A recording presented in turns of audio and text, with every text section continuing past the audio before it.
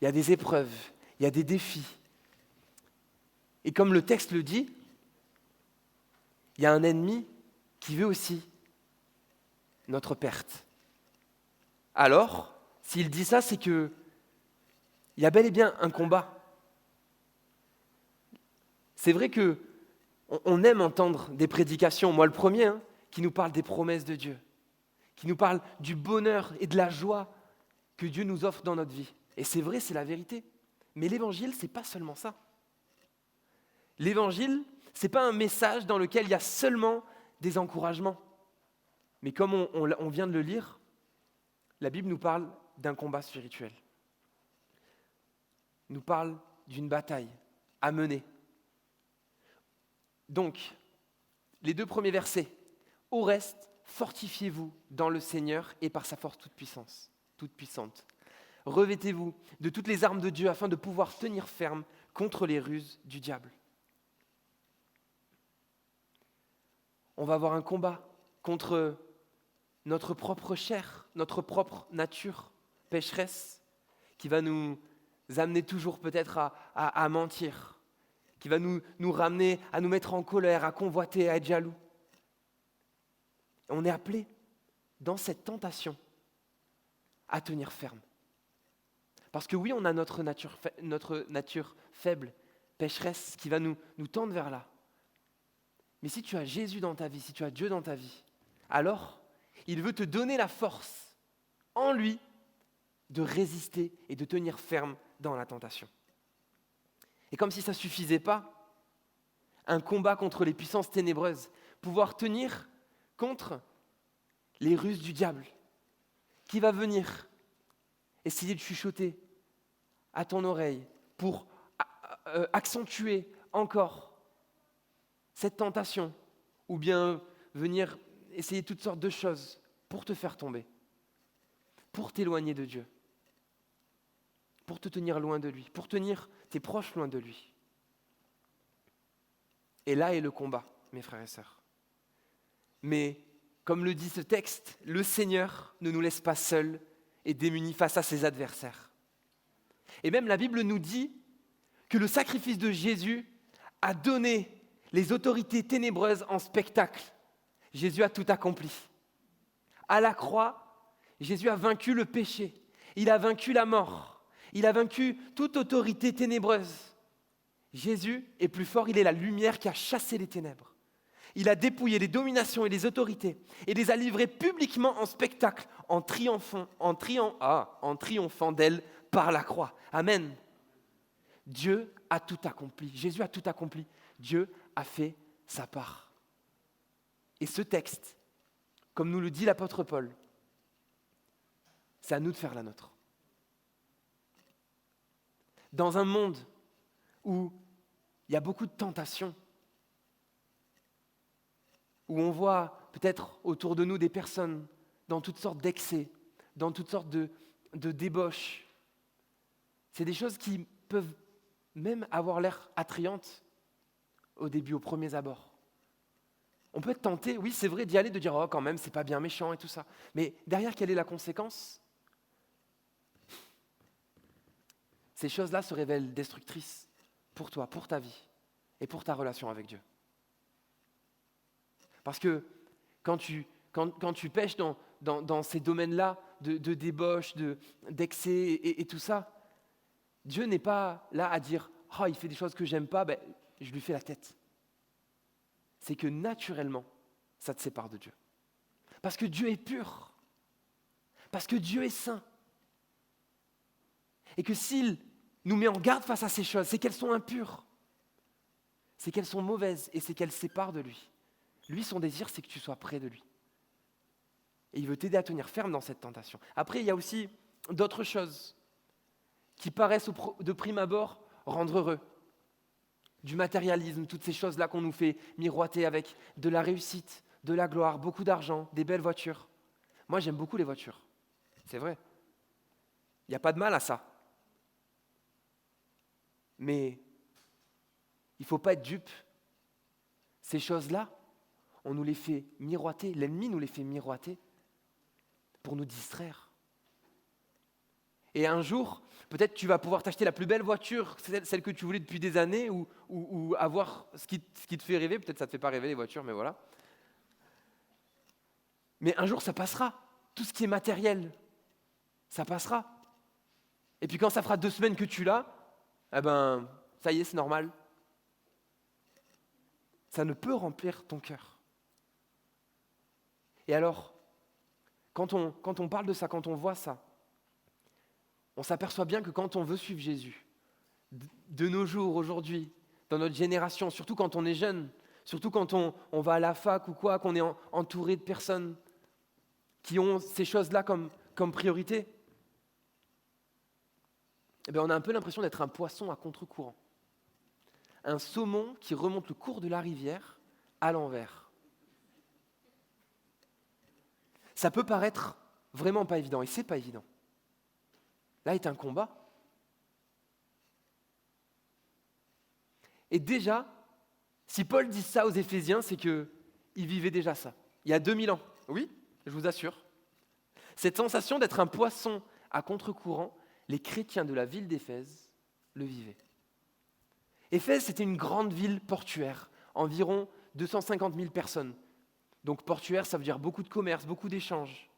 Une des grandes villes de l'époque. Elle était connue pour le temple d'Artémis, l'une des 7 merveilles du monde, déjà à l'époque. Et ça faisait venir des touristes. Il y avait tout un commerce. Et la Bible nous dit que c'était un commerce qui ramenait un argent considérable.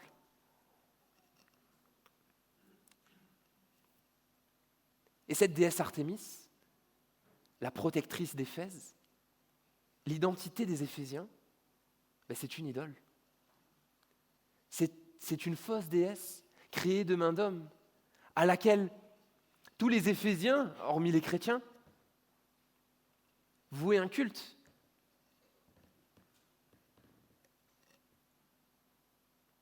Et les chrétiens devaient vivre avec ça et tenir ferme au milieu de ça.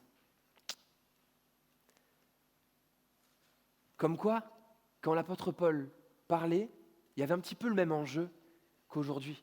Alors avec beaucoup d'années d'écart. Mais ce que la parole de Dieu nous appelle à faire encore aujourd'hui, c'est de rester réveillés par rapport à ça. Alors que l'ennemi essaye de nous endormir, essaye de masquer nos yeux, c'est de nous réveiller, de nous solliciter pour le combat spirituel. Mais dans un combat, c'est important d'avoir le bon adversaire.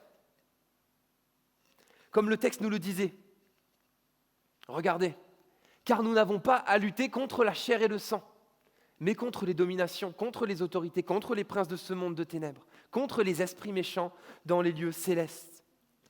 Une des stratégies de l'ennemi, c'est de nous monter les uns contre les autres. C'est par des offenses, par des paroles, par des différences d'avis et tout ça. C'est de nous monter les uns contre les autres. Mais pas qu'entre chrétiens, même avec tout le monde. Paul a été confronté à ça, à Éphèse. Il y a eu des conflits, notamment avec un certain Démétrius, qui vendait des petits temples d'Éphèse.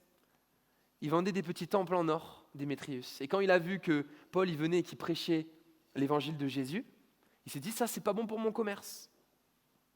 Mais Paul n'a pas cédé à la tentation de rentrer dans un combat humain, mais il avait compris que c'était un combat spirituel et que c'était spirituellement qu'il fallait le régler.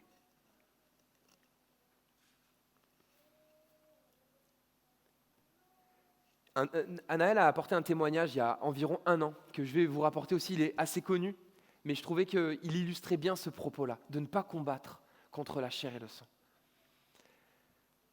Un certain Nicky Cruz, peut-être qu'il y en a qui se rappellent maintenant, un chef de bande de New York, une des bandes les plus dangereuses de New York de l'époque,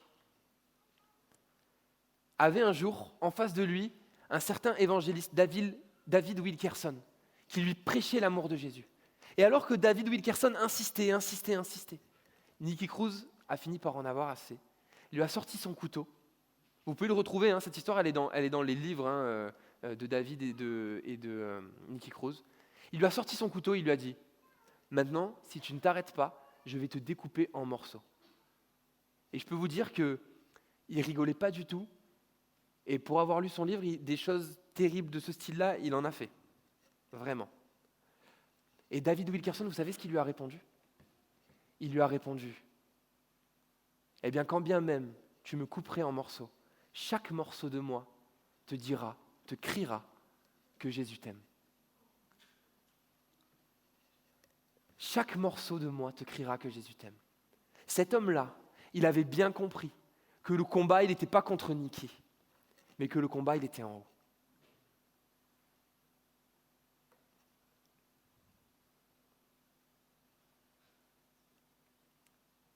Il avait compris que Dieu aimait Niki Kroos.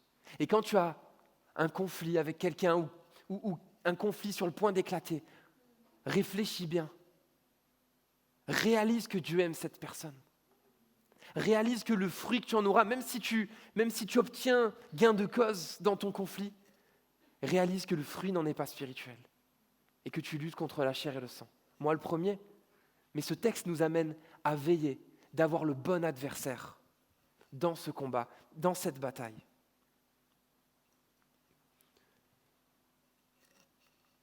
Verset 13, c'est pourquoi prenez toutes les armes de Dieu afin de pouvoir résister dans le mauvais jour et tenir ferme après avoir tout surmonté. On va décortiquer tout ça. Prenez, c'est de l'impératif. C'est un ordre. Mais ça veut dire maintenant surtout. Ça veut dire n'attends pas que quelqu'un te tombe dessus pour mettre ton armure. N'attends pas une embuscade, tu n'auras pas le temps, ce sera trop tard. Mais là, ton armure spirituelle, les armes de Dieu spirituelles, elles doivent être sur toi, constamment. Constamment. Tu ne peux pas enfiler ton armure au dernier moment, ça ne fonctionne pas. Tu dois veiller pour résister. Jésus l'a répété dans les évangiles. Tu dois veiller, tu dois être prêt. Prenez toutes, parce que celles qu'on a citées et qu'on va énumérer tout à l'heure, elles sont toutes importantes. Elles ont toutes leur importance pour être équilibrées, pour être protégées de la bonne manière, pour être équilibrées dans la manière qu'on a de combattre. Mes frères et sœurs, le combat spirituel, c'est un sujet sérieux. C'est un sujet sérieux dans les deux sens. Dans le sens d'être endormi, et c'est ce que nous appelle à faire ce texte, mais dans le sens aussi où on doit être équilibré avec ça. C'est pas parce que le texte dit ça qu'on doit voir des esprits partout. C'est pas parce que le texte nous dit qu'on doit tenir ferme contre les traits enflammés de l'ennemi que pour autant, tout ce qui m'arrive, j'ai perdu mes clés, tout est une attaque du diable. Il faut être équilibré et sérieux avec ça. Et quand on enfile toutes les armes, qu'on s'applique à les entretenir, qu'on s'applique à les avoir et à marcher fidèlement, droitement, selon la parole de Dieu, Dieu nous fait grandir, avancer et affine notre discernement pour être pertinent. Parce que l'issue de ça, si on est déséquilibré, qu'on tombe dans l'autre extrême, à voir le combat spirituel partout là où il n'est pas, le fruit qu'il y en aura, même si je parle de spirituel, ce sera un fruit charnel. C'est pour ça qu'il est précisé les armes de Dieu. Alors à nous de ne pas nous fabriquer des armes humaines avec une étiquette dessus avec marqué spirituel, mais de réellement prendre les armes de Dieu. Et la deuxième partie du verset que j'aime beaucoup, tenir ferme après avoir tout surmonté. Oui, parce que l'épreuve viendra, la tempête viendra, mais elle passera. Et c'est à ce moment-là où tu devras encore plus garder ton armure. Est-ce qu'il y a des footeux un peu là dans la salle? Est-ce qu'il y a des personnes qui aiment le foot? Voilà, pas beaucoup. Bon, ben tant pis, c'est pas grave, je fais pas mon image du coup. Voilà. Non, juste pour vous partager ce truc-là.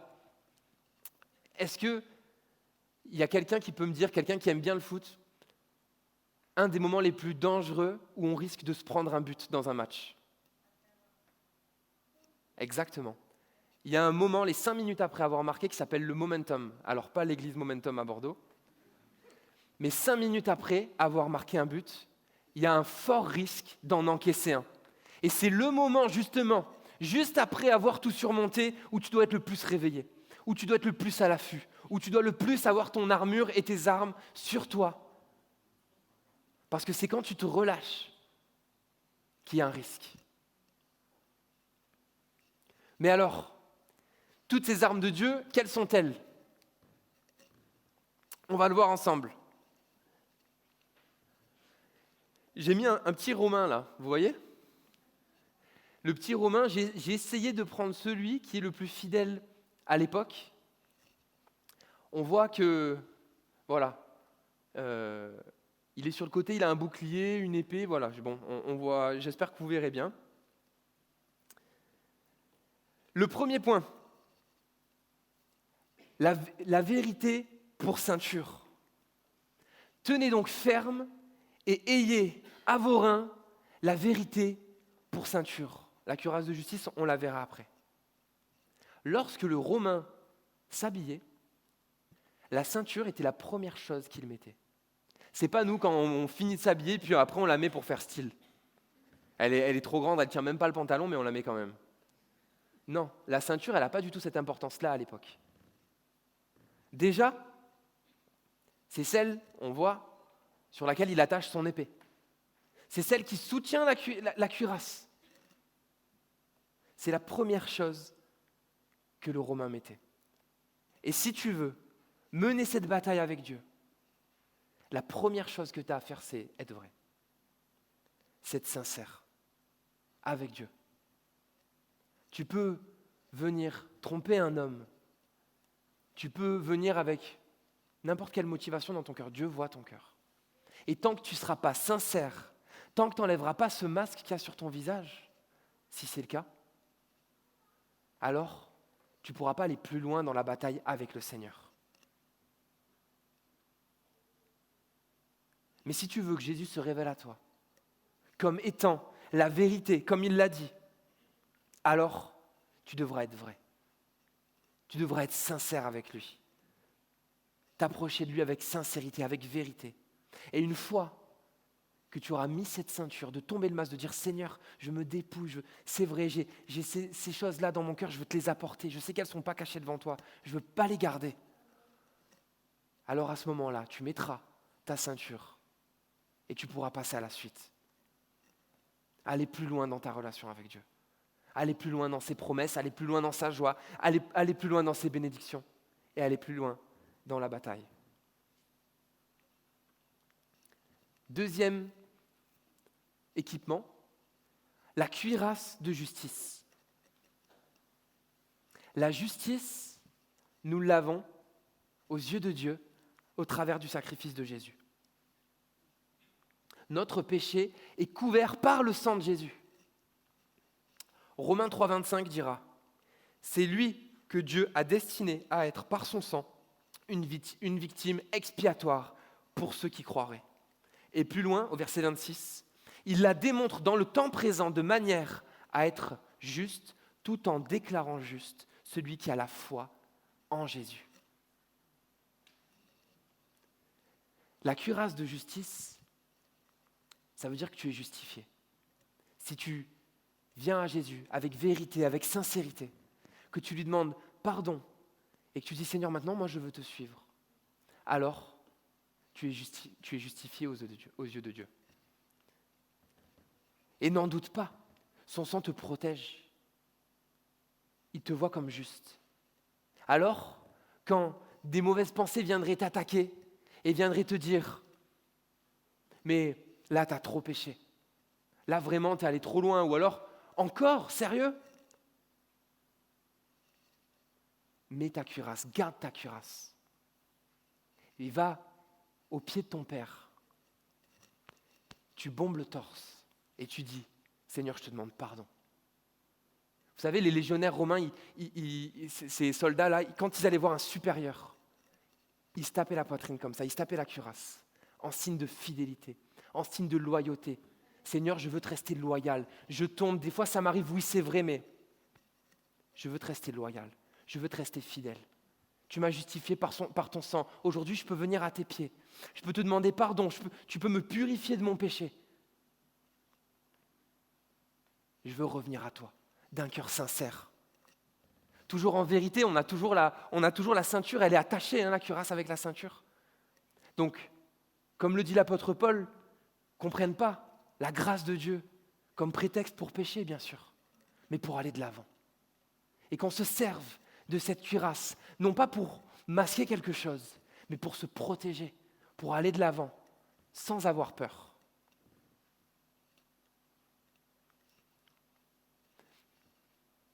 Tenez donc ferme, ayez à vos reins la vérité pour ceinture, revêtez la cuirasse de la justice. Troisième équipement. Ça, vous êtes toujours là? Il y en a 6, vous inquiétez pas, il n'y en a pas 20. Les chaussures du zèle. Mettez pour chaussure à vos pieds le zèle que donne l'évangile de paix. Il y a une autre traduction que j'aime beaucoup, qui est peut-être un poil plus littérale, mais qui nous dit « les bonnes dispositions que donne l'évangile de paix ». Vous savez, les sandales romaines, à l'époque, c'était le top de l'équipement des chaussures de guerre. Elles étaient avec une bonne semelle, rembourrée, avec du cuir épais, avec des clous en dessous. Et tellement qu'elles étaient bien, les soldats romains se déplaçaient jusqu'à 2 fois plus vite que les autres. C'était l'armée la plus puissante à l'époque, et en partie grâce à leurs sandales, qui étaient développées, qui leur permettaient une mobilité incomparable pour l'époque. C'est de ces sandales-là que Paul parle ici. La bonne disposition que donne l'évangile de paix.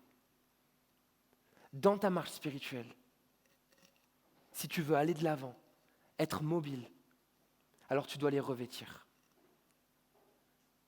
Tu dois aller chercher les bonnes dispositions de cœur pour pouvoir être efficace, répandre l'évangile, avoir des temps de prière pour toi, mais aussi pour les autres, et être utile. C'est ça la bataille. Dieu ne nous appelle pas juste pour nous sauver. Dieu ne nous appelle pas juste pour nous faire du bien à nos cœurs, guérir nos blessures. Oui, il le fait. Mais derrière, n'oublions pas la bataille spirituelle et l'enjeu qu'il y a pour les personnes autour de toi. Et ces chaussures, ce zèle, cette bonne disposition de cœur, ce cœur bien disposé à être disponible, à être là, à avoir le mot juste, la parole juste, l'acte juste, alors tu vas en avoir besoin. Et tu peux peut-être dire, oui, c'est vrai, c'est difficile. Moi, personnellement, j'y arrive pas. Ben, prie. Prie et le Seigneur va renouveler la disposition de ton cœur pour que tu puisses marcher avec zèle, que tu sois mobile comme un soldat romain, que tu puisses marcher vite et être efficace pour le royaume de Dieu. C'est Dieu qui nous qualifie. Il y a aussi un autre élément par rapport à la mobilité qui m'a interpellé. C'est vrai, les Romains avaient des bonnes chaussures pour marcher. Mais vous n'êtes sans doute pas sans savoir qu'ils se déplaçaient aussi de manière extrêmement organisée. Et quand on est en groupe, qu'on est soudé, on se déplace beaucoup plus vite. D'ailleurs, Jérémie pourra vous dire qu'au vélo, le peloton, là où il y a plein de personnes, va généralement, quand ils accélèrent, beaucoup plus vite qu'un mec tout seul. Alors si tu veux marcher et être efficace dans ta bataille avec Dieu, oui, revêt les chaussures du zèle, mais aussi n'oublie pas tes compagnons d'armes. N'oublie pas l'Église. Entoure-toi des bonnes personnes. C'est dans ce cadre-là que Dieu veut qu'on combatte. Parce que en groupe, tu iras encore plus vite. 5e arme, le bouclier de la foi. 4e, pardon. Prenez par-dessus tout le bouclier de la foi, avec lequel vous pourrez éteindre tous les traits enflammés du malin. Ça commence à se corser un peu là. Les traits enflammés du malin, c'est pas cool ça. Le bouclier, j'ai essayé de prendre le plus fidèle possible. Le texte littéral dit le grand bouclier, avec des dimensions proches de celles d'une porte, littéralement le texte nous dit. Il était grand et recouvert d'un cuir de veau qui était là pour éteindre les traits enflammés. Et le bouclier de la foi, ta foi, c'est ta confiance active en Christ. C'est la manière avec laquelle tu vas bâtir. Ce n'est pas seulement le fait de croire en Dieu, en mode je crois qu'il existe. Mais si ta foi est suffisamment grande, si ta foi est suffisamment affermie, que tu crois, eh bien, tu feras confiance à Dieu. Quand tu réalises ce qu'il a fait pour toi et que les plans qu'il a pour toi sont les meilleurs que tu puisses avoir, les meilleurs dont tu puisses même pas imaginer, les meilleurs que tu puisses rêver, alors tu le suis vraiment. Et ta foi est active, ta foi grandit. Et à ce moment-là, ton bouclier est un bouclier de foi. Ta foi devient un bouclier. La manière avec laquelle tu vas faire tes choix, la manière avec laquelle tu vas choisir tes orientations. J'ai le choix entre 2 appartements, tiens, je prends celui-là, il est plus près de l'église, allez. J'ai le choix entre 2 boulots. Tiens, je prends celui-là parce que le mardi soir, je pourrais aller à la réunion de prière. Les petits pas de foi que tu fais comme ça vont faire grandir ton bouclier. Et il va devenir comme une porte. Tu vas pouvoir te cacher en entier derrière. Et tu devras nourrir le cuir qu'il y a dessus. Tu devras passer de la crème de cuir dessus. Parce que vous savez que le cuir, ça se nourrit. Surtout quand ils allaient combattre dans le sable et tout ça. Le cuir, quand il est sec, c'est de la peau morte, de la peau de poulet tout sec là. Ça flambe. Ça éteint aucun trait enflammé, ça. Ça fait du poulet rôti. Mais si tu nourris ta foi, si tu la nourris, alors elle fera son effet. Et le cuir sera dense, sera humide, sera nourri. Et la flèche, elle va se planter, le feu, il va s'éteindre direct. Il faut qu'il soit efficace.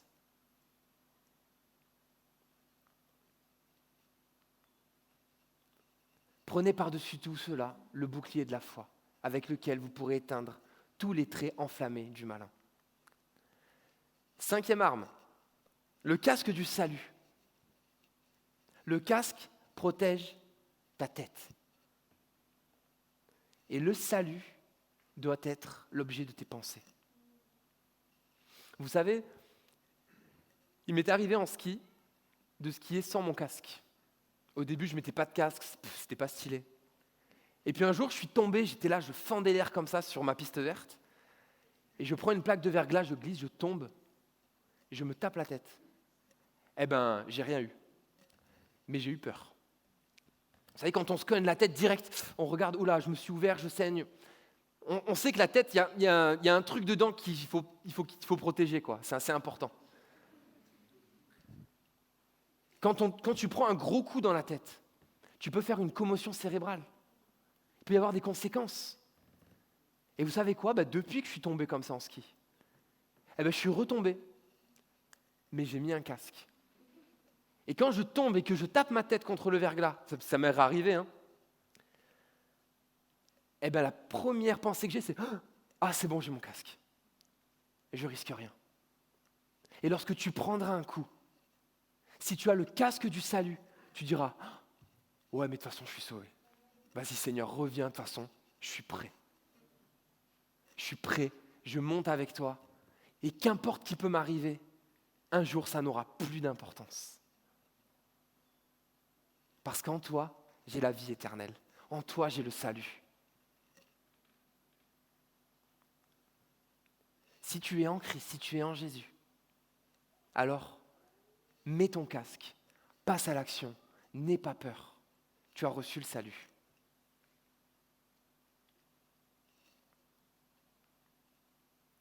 Prenez aussi le casque du salut et l'épée de l'esprit, qui est la parole de Dieu. L'épée de l'esprit, qui est la parole de Dieu, mais ça faisait un peu long, donc je n'ai pas mis.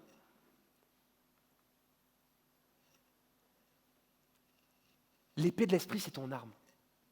La Bible nous dit que la parole de Dieu est une arme à double tranchant. Et une épée, ça s'aiguise. Jésus, lorsqu'il était dans le désert, qu'il était tenté par Satan, Satan l'a attaqué avec la parole de Dieu, mais il a répliqué avec la parole de Dieu. Oui, parce que Satan connaissait la Bible, hein, il connaît la Bible, et il a voulu tenter quelque chose. Mais face à une parole de Dieu affûtée, bien utilisée, l'ennemi ne résiste pas. Et c'est pour ça qu'on a besoin d'aiguiser notre épée dans la parole de Dieu. Dieu te communique son onction, il te communique son esprit, il te communique ses pensées, il te communique sa vie. Et on a besoin de la lire, on a besoin de l'approfondir, on a besoin de l'aiguiser. C'est par elle que Dieu va accomplir des percées spirituelles dans ta vie. Sans elle, tu peux essayer de marcher. Tu peux essayer d'aller au combat, mais t'as main nue. Enfin, sans l'épée, t'as ton bouclier à la limite, quoi. Ouais. Mais ça marche pas, c'est pas efficace.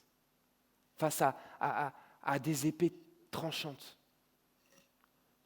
On a besoin de l'apprendre, de réaliser l'importance qu'on a de connaître notre Bible, de creuser dans la Bible.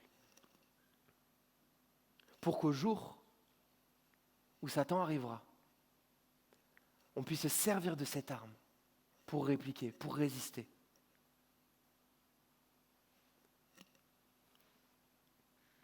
On n'aiguise pas une épée avec n'importe quoi.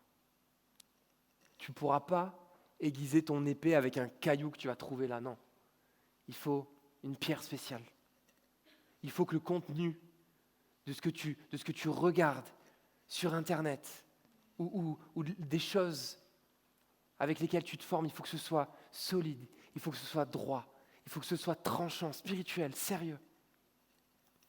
Alors n'hésite pas à parler avec des personnes autour de toi, voilà, de l'église de la jeunesse, ou à venir nous voir, on discute, on échange à propos de ça, on est là pour ça aussi. Mais pour être sûr que la pierre que tu vas utiliser pour aiguiser ton épée, elle le soit de la bonne manière. Qu'elle ne perde pas le fil, comme on dit, mais qu'elle puisse être efficace et tranchée. C'est elle qui a du poids. C'est la parole de Dieu qui a du poids. Ce n'est pas mes paroles, ce n'est pas nos paroles, mais c'est la sienne.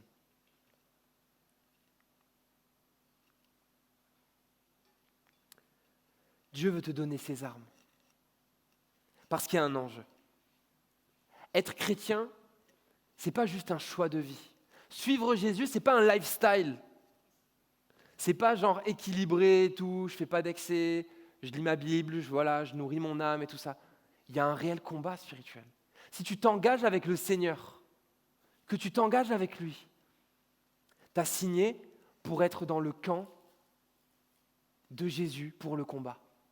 Et à partir du moment où tu es dans le camp de Jésus, tu n'es plus dans le camp de l'ennemi, alors l'ennemi va t'attaquer.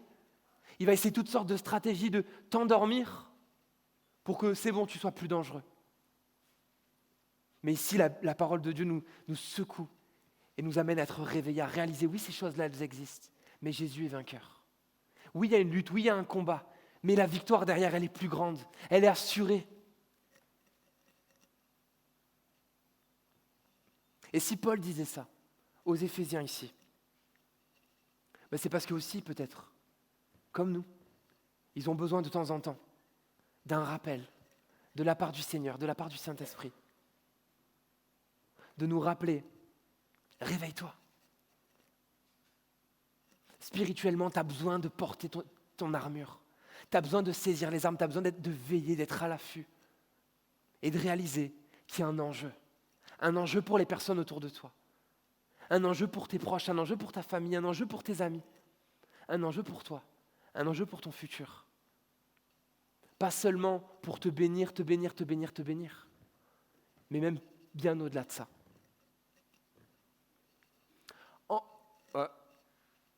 Au reste, fortifiez-vous dans le Seigneur. Et par sa force toute puissante, revêtez toutes les armes de Dieu afin de pouvoir tenir ferme contre les ruses du diable. Tous les équipements sont importants. Réalisons qu'on a besoin d'en être revêtus.